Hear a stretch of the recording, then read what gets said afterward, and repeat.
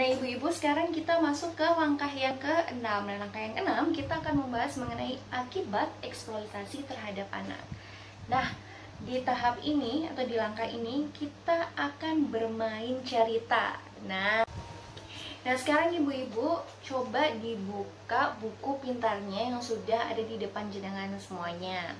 Nanti membuka di halaman 42. Nah di halaman 42 itu nanti akan ada potongan cerita-cerita mengenai akibat eksploitasi terhadap anak. Nah, sebelum kita membahas cerita tersebut, kita akan membagi kelompok nih ibu-ibu. Karena di sini ada 25 orang, kita akan membagi menjadi 4 kelompok saja. Jadi masing-masing kelompok ada 6 sampai 7 orang anggota. Gitu. Dan sekarang kita mulai untuk melihat cerita berikut ini. Perwakilan dari kelompoknya untuk bercerita atau mewakili apa sih yang dilihat dari gambar tersebut, seperti apa pendapat jenengan semuanya. Ayo ibu-ibu, siapa yang mau bercerita duluan, monggo, atau saya yang akan tunjuk. Nah ayo, siapa? Oke, Bu Dewi, silakan Bu Dewi. Apa yang bisa diambil atau bisa dipaparkan dan diceritakan mengenai gambar tersebut? Gambar yang jenengan lihat, gambar pertama ini adalah kelompoknya jenengan. Silakan bisa didiskusikan atau mengungkapkan pendapatnya mengenai gambar tersebut.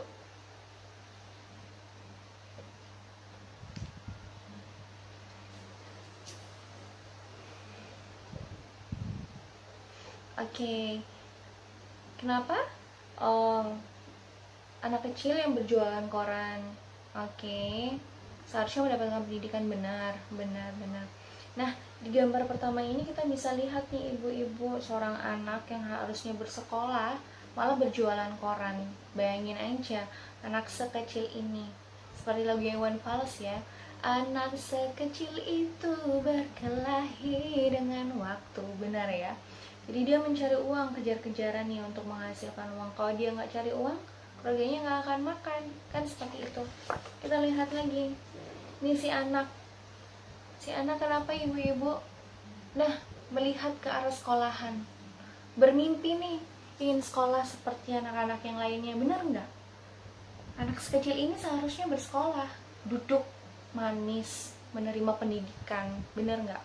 Nah, kita lanjutkan lagi. Nah ini, dia sangat sedih melihat anak-anak SD yang lain sudah meraih kelulusan. Benar ya, di SD teladan. Oke, kita lanjutkan di gambar yang terakhir nih. Bagaimana ibu-ibu pendapatnya? Bagaimana Bu Susanti melihat gambar ini? Benar. Jadi kerja keras, panas-panasan, ternyata untuk apa?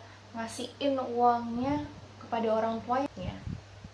Nah, seperti itu. Oke, kita lanjut lagi ke gambar selanjutnya.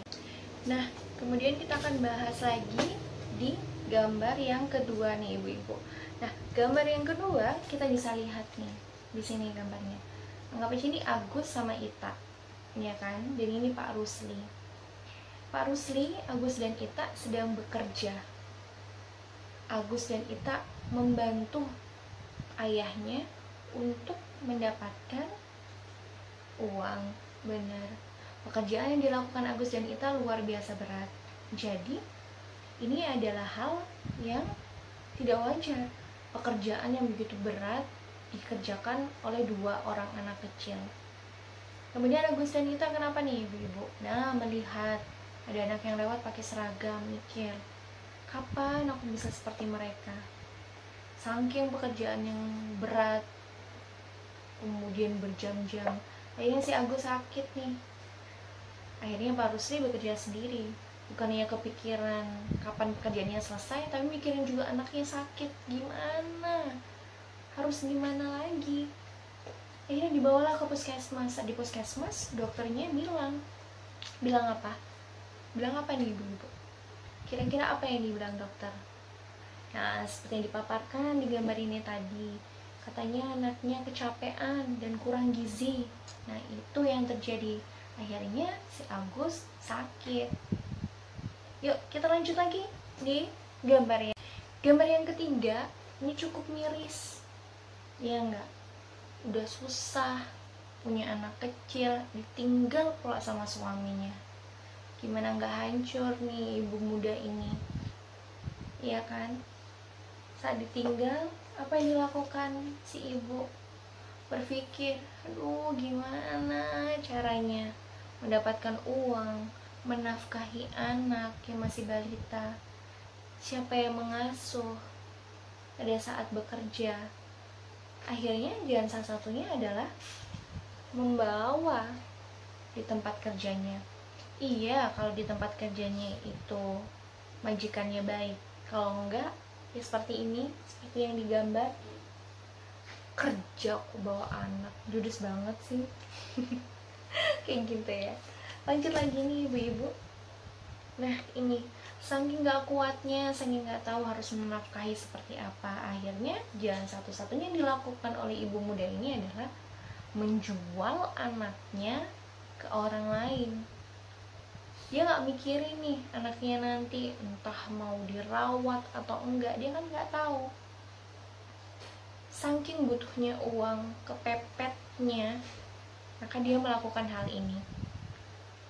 Kemudian setelah menjual anaknya, apa yang dilakukan oleh si pengadopsi ini? Mengeksploitasi anak-anak untuk mendapatkan keuntungan pribadi. Wah, ini mengenaskan banget ibu-ibu dan sangat-sangat mengkhawatirkan. Benar kan? Jangan sampai kita yang ada di sini pada saat kepepet atau melakukan apapun, jalan satu-satunya menjual anak itu bukan jalan yang terbaik. Jalan yang terbaik adalah benar, bekerja. Benar banget. Masih kuat kok, ngapain jual anak, benar kan? Nah, kita lanjut lagi nih ibu-ibu. Kita tadi sudah ngebahas mengenai gambar, 3 gambar ini. Nah, menurut ibu-ibu di 3 gambar yang kita bahas tadi, itu termasuk eksploitasi anak nggak sih? Termasuk memanfaatkan anak nggak sih? Memanfaatkan ya, benar, memanfaatkan. Anaknya membantu, apalagi yang pertama tadi, anaknya bekerja, setelah bekerja hasil uangnya diberikan ke orang tuanya. Bener, orang tuanya tinggal ongkang kaki gitu. Nah, saya akan ngebahas sedikit nih ibu tentang eksploitasi anak. Eksploitasi ekonomi khususnya yang tadi kita bahas, ini termasuk pada eksploitasi ekonomi. Nah, eksploitasi nih ibu-ibu adalah pemanfaatan yang dilakukan secara sewenang-wenang dan berlebihan terhadap anak untuk kepentingan ekonomi semata, tanpa mempertimbangkan rasa kepatutan, keadilan, serta kompensasi kesejahteraan terhadap anak. Gak ada toleransi untuk anaknya, tidak memikirkan anaknya capek kah, butuh harus memenuhi haknya kah, atau lain sebagainya. Seorang anak harusnya mendapatkan pendidikan yang layak, mendapatkan kasih sayang yang luar biasa, dan mendapatkan kehidupan yang cukup, terutama gizi untuk pertumbuhannya. Nah, saya mau tanya kepada ibu-ibu, kira-kira nih, di mana aja sih eksploitasi anak itu bisa terjadi? Di mana aja? Benar, di mana aja? Eksploitasi anak bisa terjadi di mana aja? Bisa di sekeliling ruang lingkup keluarga kita, ruang lingkup keluarga yang lebih besar, tetangga, ataupun lingkungan terdekat kita. Nah, seperti itu. Jadi, intinya adalah kita harus benar-benar bisa menjaga anak-anak kita terlepas dari eksploitasi apapun. Begitu ya. Nah, semoga juga gambar yang sudah kita bahas tadi, gambar yang sudah jenengan lihat semuanya tadi, bisa memberikan kita gambaran bahwa anak-anak ketika terlalu defloat atau tereksploitasi tenaganya atau semuanya, pasti akan terjadi seperti itu, kesakitan. Yang sakit bukan hanya tenaganya aja, tapi hati, mentalnya, pikirannya. Ke depan pertumbuhannya pasti akan sangat jauh dari kata sukses. Benar nggak ibu-ibu? Jadi intinya adalah kita sendiri nih belajar untuk gimana caranya menjaga anak-anak, mencoba memberikan hal yang terbaik, memberikan hak yang harus diberikan kepada anak-anak kita, tidak mencoba mengeksploitasi hal yang tidak seharusnya. Benar gitu ya. Nah, seperti itu singkatnya ibu-ibu. Semoga gambar tadi bisa memberikan kita gambaran atau informasi baru. Dan nanti kita akan melanjutkan lagi masih terkait tentang eksploitasi anak di langkah yang selanjutnya. Terima kasih.